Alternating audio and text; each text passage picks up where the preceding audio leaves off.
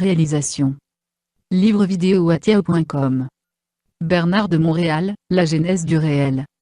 Chapitre 54. Le centre de la Terre. La nouvelle civilisation s'implantera à l'intérieur de la Terre, jusqu'à une profondeur égale à une demi-journée de marche normale. Ce lieu géographique sera ouvert à l'homme nouveau, lors de la rencontre avec les plans supérieurs de l'évolution systémique. Les nouveaux êtres seront transformés dans leur corps matériel, et verront apparaître devant leurs yeux, leur forme éthérique. La rencontre des deux aspects ultimes de l'homme, figera sa conscience, et le protégera contre la rigueur de la planète à la fin du cycle présent. Ce n'est qu'au cours des générations à venir, qu'il pourra effectivement aider l'humanité, après que celle-ci ait connu la guerre et des calamités, qui serviront au terme de la période involutive. La Terre est criblée de corridors d'énergie, qui ont la qualité de supporter un mode de vie où la chaleur du corps humain, est alliée à la densité particulière du corps éthérique. Ces corridors telluriques permettront à l'homme nouveau d'évoluer dans un milieu où ses sens, élevés en vibration, lui donneront accès à l'espace tellurique, qui fut jadis connu de l'homme.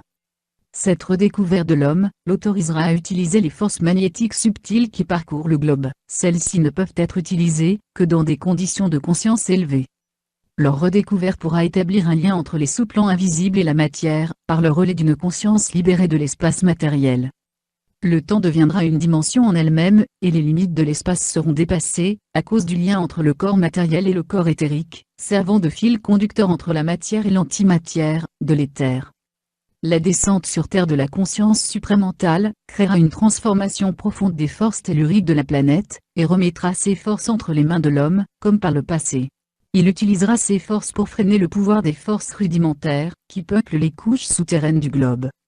Ces forces ont le contrôle des courants vitaux, qui à la fin du cycle présent, deviendront d'une telle instabilité, que la Terre entière sera démunie devant le déphasage de ses saisons, et des autres régularités, qui caractérisent sa nature et sa stabilité. Le terme centre de la Terre, fait allusion à une profondeur physique du sol matériel, à l'intérieur duquel, l'homme nouveau exercera son mode de vie occulte. L'évolution de la supraconscience humaine, ne sera pas soumise aux lois de la civilisation de surface, mais aux principes universels de la civilisation souterraine. Le lien entre l'homme matériel et l'homme éthérique, créera une nouvelle dimension de vie, que seule une conscience avancée pourra connaître, et supporter. Les forces de vie nouvelles qui descendront sur la Terre, engendreront dans l'être une vitalité, inconnue de l'involution, et cette vitalité lui donnera la résonance nécessaire au maintien de sa conscience matérielle, par le pouvoir de la volonté. Lorsque l'homme quittera le plan matériel, il se libérera de son véhicule, pour poursuivre son évolution dans d'autres secteurs de la vie systémique avancée. L'évolution future de l'homme, sera fondée sur le rapport étroit avec les dimensions de l'intelligence, qui œuvrent présentement sans le support conscient de l'homme.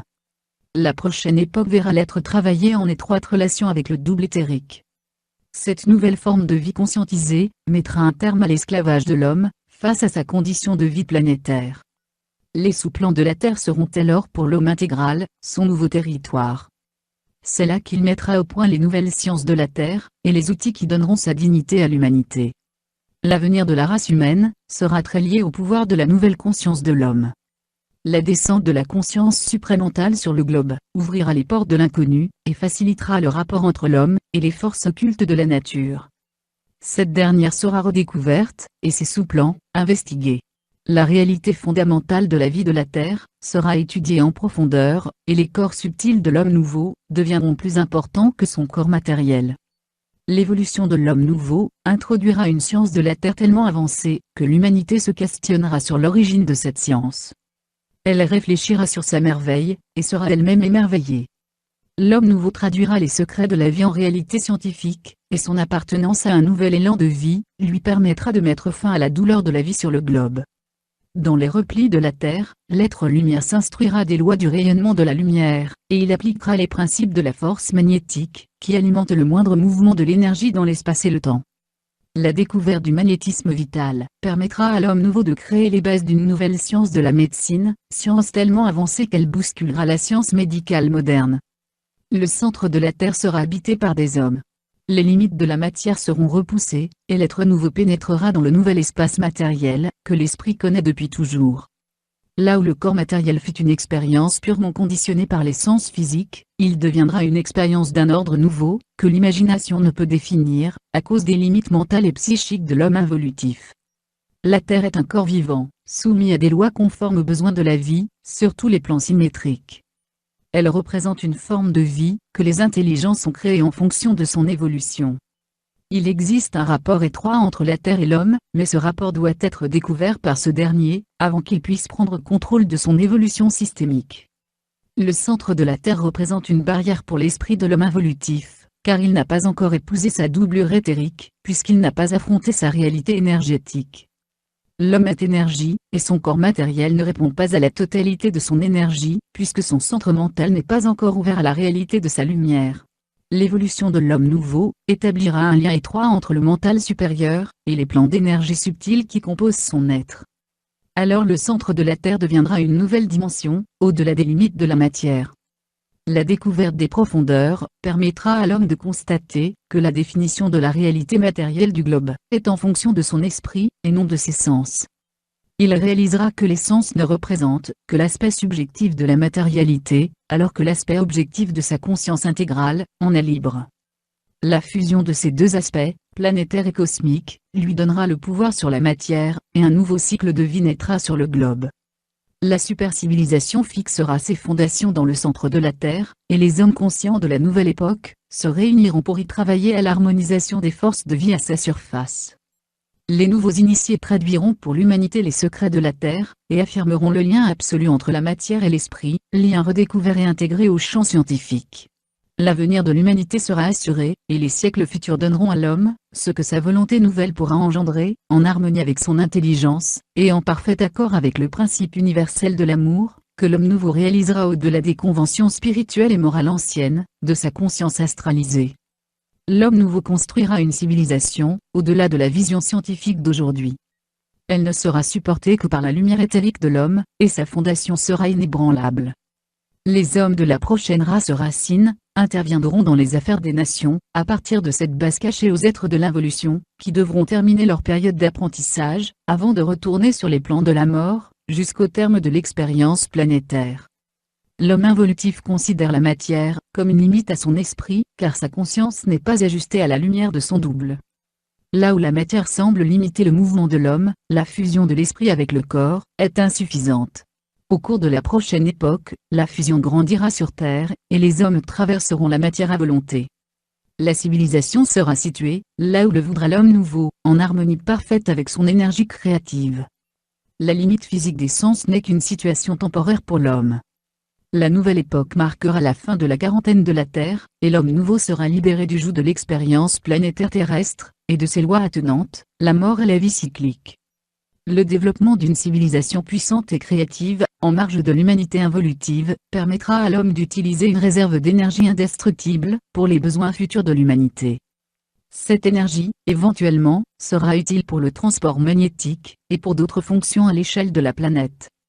L'homme nouveau effectuera pour l'humanité des exploits dans le domaine de l'énergie, et enrichira la vie de la Terre. C'est au cours de l'évolution que la science de l'énergie sera donnée à l'homme, et que les forces de la Terre seront utilisées, dans le but d'accélérer le retour de l'humanité à la voie libre de la vie, permettant l'exploration des différentes dimensions du réel, qui appartiennent à l'organisation systémique des univers. La science nouvelle fera partie du nouveau lien entre l'homme et l'invisible. La Terre, une fois de plus harmonisée à la conscience de l'homme, donnera naissance à une forme de vie capable de supporter les plus grandes déviations des forces telluriques. Une fois habitée intérieurement, elle deviendra un nouveau paradis pour l'être lumière. Comme l'échange entre lui et sa planète deviendra de plus en plus grandissant, les siècles à venir resplendiront de puissance créative de la conscience nouvelle, et de la beauté d'une Terre rééquilibrée dans sa nature, et son rythme naturel d'expansion et de contraction magnétique. La conscience de l'homme nouveau sera unie à la Terre, elle permettra que le globe, en relation avec les forces nouvelles de l'homme, puisse devenir une sphère sécurisante pour l'évolution d'un nouveau système de vie à perpétuité. La notion que l'homme involutif est de la Terre, est purement matérielle. L'homme nouveau fera éclater les limites matérielles du globe terrestre, et découvrira que son intérieur est vivant, dans une mesure différente, mais égale, à la surface. La conscience éthérique lui donnera accès à des points d'énergie sur le globe, qui lui serviront d'entrée vers l'intérieur. Ces corridors lui permettront de reconnaître les fenêtres éthériques de la planète, par lesquelles il pourra s'immiscer, à l'intérieur de son corps merveilleux. La vie au centre de la Terre, sera facilitée par le dédoublement de l'homme. Le dédoublement éthérique établira sa suprématie sur les forces magnétiques, qui ont été sous le contrôle de la mort depuis le début de l'involution. Les forces magnétiques font partie de la puissance des sphères. La clé vibratoire de ces forces appartient à des plans de vie au-delà de la conscience humaine, et elle sera restituée à l'homme, par la mise en arrêt des forces lucifériennes, qui gouvernent présentement la Terre, et la conscience de l'énergie. Tant que la conscience de l'énergie n'aura pas été transférée à des paliers supérieurs de l'évolution systémique, l'homme ne pourra faire usage scientifique et psychique des forces magnétiques, nécessaires à la fondation d'une civilisation parallèle sur le globe. L'avenir de la race dépendra du pouvoir magnétique de l'homme, et cet avenir ne sera assuré que lorsque ce pouvoir sera dans les mains des êtres de lumière, dont la conscience aura été ajustée au rayonnement énergétique de l'ego cosmique humain. Par l'entremise de cette force universelle, l'homme pourra enfin reconnaître son lien avec les grandes forces de l'évolution, qui marquèrent le passé de l'humanité, dans un but spécifiquement cosmique et universel, afin de créer sur le globe, un lien éventuel entre l'homme et les mondes de la lumière. Ces liens devront être affranchis de toute forme de spiritualité involutive, pour que l'homme passe de la sagesse spirituelle, à la science universelle des plans. Sur ceci, la forme n'a de fonction que dans la mesure où elle répond aux besoins présents de la force créative, générée par l'ego universel de l'homme. L'homme nouveau n'est pas le seul être à participer à la vie intraterrestre. Cette zone intérieure fait déjà partie de certains royaumes depuis longtemps établis, et dont la fonction occulte fut toujours de maintenir une emprise sur la conscience de l'homme en involution. Ce n'est que par le raccordement de la nouvelle race racine aux forces supérieures de l'évolution systémique, que la Terre redeviendra le patrimoine de l'homme, et que sa surface, ainsi que ses profondeurs, seront restituées à l'ego-lumière. Comme la Terre appartient aujourd'hui aux forces involutives lucifériennes, elle est soumise aux lois de la mort. L'homme ne connaît pas la mort, car son esprit est encore enseveli sous les décombres de la pensée subjective. Au cours de l'évolution, l'homme nouveau connaîtra la mort, et la comprendra. La Terre cessera alors d'être l'empire des forces involutives. Son pôle éthérique sera rétabli dans sa position originale, pour permettre la réouverture des centres de force et d'énergie tellurique, que l'être lumière utilisera pour contrôler les forces magnétiques de la planète. Une des grandes conséquences de la destruction de l'Atlantide, fut le renversement éthérique du pôle terrestre. Ce renversement eut des répercussions très graves pour l'humanité. Les forces de la lumière ne purent plus s'unir à l'homme, car la lumière de son ego fut retirée de la conscience planétaire, pour le développement d'une nouvelle faculté, la pensée subjective. Lorsque les sous-plans de la matière seront redécouverts par l'homme nouveau, l'humanité entrera dans une nouvelle phase d'évolution, et la science universelle fera ombrage à l'ancienne magie. Celle-ci avait permis à l'homme Atlante d'exercer des pouvoirs sur la matière, sans être capable par lui-même de reconnaître que les sphères exerçaient sur lui un pouvoir en retour. L'homme nouveau n'aura aucune dette envers l'invisible, car il aura intégré sa lumière dans un processus de fusion faisant partie de l'évolution, processus que l'astral et ses hiérarchies spirituelles ne pourront dominer selon les lois de l'involution antérieure.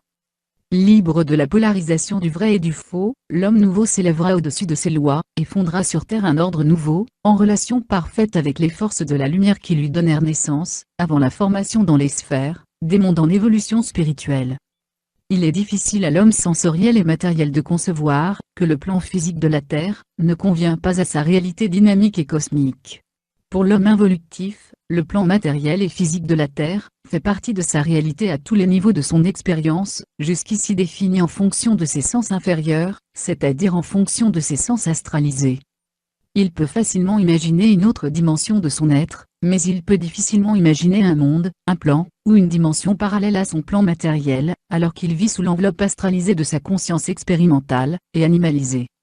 Ce n'est qu'au cours de l'évolution de ses principes, et de l'ouverture psychique de ses sens supérieurs, qu'il découvrira, à son étonnement au début, que le plan matériel n'existe qu'en fonction de son psychisme astralisé, c'est-à-dire en fonction de sa conscience, liée à la structure moléculaire de son esprit astralisé, en résonance avec l'énergie vitale de ses principes inférieurs. Comme l'expérience future de l'homme nouveau coïncidera avec l'extériorisation de son corps éthérique, une nouvelle dimension de vie lui sera accessible, afin qu'il poursuive son évolution, au-delà des conditions involutives connues depuis la descente de son esprit dans la matière. L'extériorisation de son corps éthérique lui permettra enfin d'entrer en contact avec les niveaux élevés de conscience humaine, déjà en ascension à travers l'univers. La conscience de l'homme nouveau sera enfin libérée de l'expérience du plan matériel, pour évoluer en fonction d'un plan, dont la réalité est virtuelle, et sans condition karmique. quand les sous-plans de la matière lui seront ouverts, l'homme découvrira une nouvelle dimension de l'intelligence des choses de la vie, et de la matière. La science future, issue de cette conscience agrandie, fera de lui un être de lumière, dont tous les aspects seront en harmonie avec la nature visible et invisible. La Terre cessera d'être pour lui, un plan purement matériel, où ses sens ont pris le dessus sur son esprit. Au cours de l'évolution de la conscience supramentale, comme l'esprit de l'homme aura autorité sur la matière, les conditions de la vie involutive disparaîtront de son expérience. L'homme intégral n'aura plus besoin de religion pour supporter son ignorance de la vie, et du cosmos en général. Le principe religieux aura terminé son rôle important dans la transformation graduelle de la conscience involutive. La science elle-même connaîtra une métamorphose profonde, à cause de la double vision de l'homme. La vision éthérique de la matière permettra à l'homme de se soustraire aux forces responsables du développement de ses sens matériels. Ayant finalement compris que la vie est multidimensionnelle, l'homme cessera de se conformer à l'expérience d'une multitude d'aveugles, pour ne vivre que sa propre compréhension des choses, selon son propre niveau d'évolution et d'accès à la multiplicité des facettes de l'invisible. Le centre de la Terre fera partie de la nouvelle dimension de vie éthérico-matérielle de la vie, et l'homme saura reconnaître à travers le mouvement de son esprit, les aspects infiniment subtils de l'ordre universel. Les plans matériels, planétaires, animal, humain et supra-humain, lui seront parfaitement dévoilés, car l'énergie irradiante de ses centres psychiques aura été libérée des forces astrales, qui l'ont gardé prisonnier de sa propre infinité, depuis le début de son évolution sur Terre. L'homme intégral sera revêtu de sa propre lumière, il comprendra que la vie est infinie, ainsi que sa conscience. Libre de la mémoire subjective de l'ego, l'être nouveau interviendra rapidement, dans les grands changements qui serviront à la réorientation de la vie sur Terre, et sa présence sur les plans subtils de la matière, lui permettra d'aider à l'évolution de l'humanité inconsciente. À partir de sa perception des sous-plans de la réalité, l'homme nouveau pourra effectivement aider l'homme ancien, à retrouver la vue et la vision des choses, selon la réalité objective du monde créé, à toutes les échelles de la réalité cosmique. Né d'une nouvelle force évolutive, l'homme détruira l'emprise des forces astralisées, qui ont tenu l'humanité dans une ignorance effarante du réel, depuis les débuts de la vie de l'esprit sur Terre. Le centre de la Terre deviendra le point de rencontre des hommes avancés en conscience, et les forces cosmiques servant à rendre hommage à cette nouvelle dimension de la vie, poursuivront avec l'homme, le grand travail de créativité évolutive. La Terre est un globe dont les plans subtils s'ouvriront à la vision de l'homme nouveau. Ces plans correspondent à la réalité multiple de la vie terrestre. Il n'est pas possible à l'homme involutif de s'imaginer la nature réelle de la Terre, car son esprit ne parvient pas à se dissocier de son corps matériel. Par contre, l'homme nouveau verra s'élever au-delà de la forme, son double éthérique, et reconnaîtra que la vie de la Terre est en symbiose avec la vie de l'esprit, alors que la vie de son corps s'imprégnera de la vie de son double éthérique. Le centre de la Terre sera visité par l'homme nouveau, de la même façon qu'il visite les endroits à sa surface, mais il y découvrira des régions, dont la nature ne se prête pas à la matérialité plastique de son corps matériel. Voilà pourquoi l'homme nouveau vivra au-delà de l'imaginaire, non pas parce qu'il sera en dehors de la réalité, mais bien parce qu'il sera fondu avec elle, dans un sens qui dépasse de plusieurs coudées, la plus vive imagination de l'humain en quête de liberté réelle. Les sous-plans de la Terre sont gardés par des forces intelligentes, qui attendent que l'homme s'éveille à lui-même, afin d'entrer en contact avec lui, et lui faire parcourir les couloirs secrets de la matière interne de la planète, où une gamme complète de possibilités serviront à l'avancement de la science à la surface du globe. Le temps tire à sa fin, où l'homme doit être gardé dans le secret des choses. Mais il ne peut prendre conscience de la réalité, tant et aussi longtemps qu'il ne se sera pas débarrassé de ses préjugés face à la réalité de la vie, et à la grandiose scène qui sous-tend sa manifestation planétaire. Le centre planétaire représente pour la vie de cette planète la même importance que sa surface. Mais l'homme involutif en est totalement ignorant, car son mental n'est alimenté que par des formes pensées dérivées de son expérience matériau-sensorielle. Le concept de l'espace qu'il épouse, et son impression du temps, ne relèvent que de l'organisation cellulaire inférieure de sa conscience. La conscience cellulaire de l'homme nouveau sera altérée par le contact de ses corps subtils, avec une vibration lui venant des plans supérieurs de vie, à travers son mental éveillé à une nouvelle dimension du réel. Il découvrira que le temps détermine l'espace, car le taux vibratoire de la matière s'altère, selon la puissance de l'esprit. Ainsi, il lui sera de plus en plus évident que le centre de la Terre ne représente pas simplement une qualité de densité matérielle, mais bien aussi d'espace éthérico-matériel, pénétrable et habitable, lorsque le corps matériel a cessé d'être l'enveloppe expérimentale de l'esprit ou du double, dont l'homme représente la contrepartie planétaire. Le centre de la Terre appartient à une race d'êtres, dont la définition s'apparente de très près à l'homme, avec cette différence qu'ils ne possèdent pas ses facultés naturelles. Leur énergie bleue, qui les soustrait à toute forme de gravité, leur permet de pénétrer et de sortir rapidement de la masse magnétique de la Terre, afin de pouvoir s'occuper de réseaux éthériques, qui servent de tunnels dans le système solaire, et par lesquels les êtres avancés des autres civilisations peuvent passer, avant de se matérialiser avec leurs vaisseaux, à la surface du globe terrestre, ou à l'intérieur. Selon leur mission ou la qualité de leurs expéditions. L'homme nouveau saura tout de la Terre, car il lui sera donné de ne pas comprendre uniquement, par le biais du cerveau matériel, mais plutôt par le biais du cerveau éthérique, partie essentielle de ses facultés psychiques extramatérielles et extraplanétaires. Le centre de la Terre sera la province de l'homme nouveau, dès qu'il aura trouvé la clé qui ouvre le passage entre l'espace atomique et l'espace libre de sa conscience, constitué en agrégats cellulaires. La fonction présente de ce dernier est de lui donner une consistance suffisamment matérielle pour qu'il puisse élever le taux vibratoire de la matière et des royaumes qui s'y rattachent.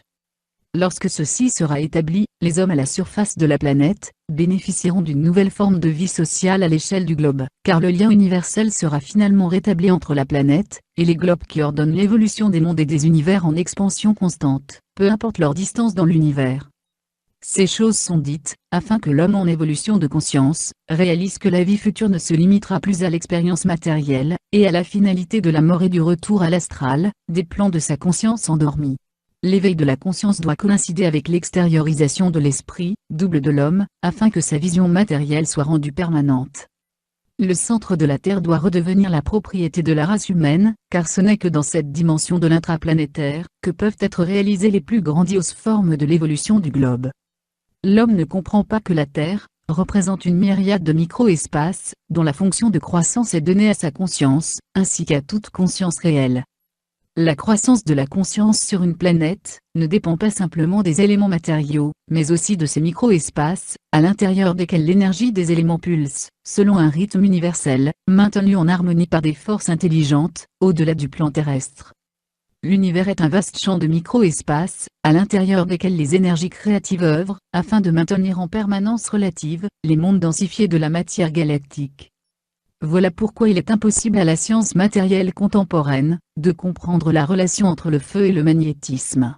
Car le feu, au-delà de sa qualité de combustion, représente de l'esprit, c'est-à-dire un micro-espace, à l'intérieur duquel l'énergie pulse, afin de donner aux éléments la vitalité nécessaire pour exercer leur mouvement atomique et moléculaire. La science nouvelle découvrira la science des micro-espaces, et c'est à partir de ce temps que l'homme commencera à se déplacer rapidement dans le cosmos. Ces connaissances renverseront le rôle de la science contemporaine, qui n'est que l'expression de la conscience cérébrale de l'homme involutif. Toute conscience cérébrale est soumise aux lois de la pensée, alors que toute conscience cellulaire est régie par les lois de l'énergie, au-delà de la forme. Toute science issue d'elle ne peut être actualisée en fonction des principes inférieurs de l'homme, ou de toute conscience humaine quelle qu'elle soit. L'ouverture du centre de la Terre signalera la fin de l'involution de l'Homo sapiens sur la planète. Une septième et dernière race racine sera formée, après la sixième qui prend naissance aujourd'hui, et cette dernière race fermera les corridors éthériques du globe, afin que la Terre ne serve plus à l'évolution de la conscience biologique. Ceci marquera le début de la conscience jupitérienne, au cours de laquelle l'homme sera suffisamment évolué, pour ne plus avoir à vivre dans un corps matériel. C'est du centre de la Terre que les derniers préparatifs seront effectués, pour libérer l'homme de l'emprise de la gravité sur ses corps. Une fois ce travail parachevé, l'homme n'appartiendra plus à la Terre, mais à l'éther universel, espace grandiose rempli de lumière, où voyagent sans cesse les bâtisseurs de vie, à tous les niveaux de la création. Rempli du réel de la création, la conscience de l'homme nouveau ne s'apparentera plus à celle de l'homme expérimental. La vie réelle détruira la mémoire involutive, qu'il avait retenue dans l'ignorance, jusqu'à ce que la lumière pénètre son mental, et donne à son esprit intelligent, la vibration éthérique suffisante, pour sillonner les routes infinies de l'univers. À travers elle, des êtres de différentes évolutions se déplacent, cherchant constamment à perfectionner les mondes inférieurs, qui sont démunis, parce que la lumière n'a pas encore traversé leur conscience. L'accès au centre de la Terre permettra à l'homme d'harmoniser les forces de la nature, qui ont été détraquées, et le seront encore plus au cours des prochaines générations, à cause de l'infusion dans le monde d'une science, déracinée de la conscience créative, et assujettie à la conscience mécanique de l'homme moderne. L'éthérisation de la conscience de l'homme nouveau créera un nouvel âge au cours duquel les forces de la nature redeviendront ce qu'elles ont été par le passé, c'est-à-dire des forces soumises aux lois de la vie naturelle du globe. Le siècle prochain verra s'étendre, sur la surface entière de la Terre, une puissance qui garantira la survie des éléments qui auront été menacés par l'homme involutif. L'accès au centre éthérique de la planète permettra à la vie de la Terre de reprendre son souffle naturel. L'humanité atteindra un point de fatigue de plus en plus pénible, et le reste du chemin de l'ancienne involution sera son chemin de croix. Mais l'homme sera aidé à temps, afin de permettre que se poursuive l'évolution de la vie sur Terre. De grands tremblements secourront la conscience des nations, avant que l'homme de la Terre ne prenne conscience que la vie, à tous les niveaux, n'est pas simplement régie par des lois mécaniques. L'apparition à la fin du cycle, de la régence planétaire mondiale, créera dans la conscience des nations, une unité inimaginable aujourd'hui. Les peuples réaliseront alors pour la première fois que la planète Terre et ses habitants font partie d'un enjeu qui dépasse les frontières de l'imaginaire humain. Pour l'homme nouveau, le centre de la Terre sera tout aussi évident que la surface pour l'homme ancien. Comme la seule évidence de cette réalité effacera de la conscience humaine son aspect animal et sensoriel, l'homme de la prochaine évolution verra naître une race de géants de l'esprit, ces êtres forts en intelligence et en pouvoir extrasensoriel. Ceux-ci vivront une vie à part, au-delà des limites de l'imaginaire humain et involutif, qui ne peut étendre les limites du possible au-delà de ce qu'il conçoit, à cause de la définition de son mental, en une réserve de mémoire, et un système réflectif, fondé sur la raison. L'univers est né de la puissance de l'esprit, et non de la raison de l'homme. Ces lois profondes transmettent la vie à différentes échelles de l'évolution, et se gardent bien d'entrer en conflit avec les lois inférieures de la matière, et de l'ego non universalisé par la lumière. Chaque époque découvre le vrai visage de la réalité, dans la mesure où la conscience est prête à le recevoir. Chaque époque fait avancer l'homme vers des étapes de plus en plus importantes. Voilà l'histoire de la science matérielle, et telle sera l'histoire de l'homme nouveau.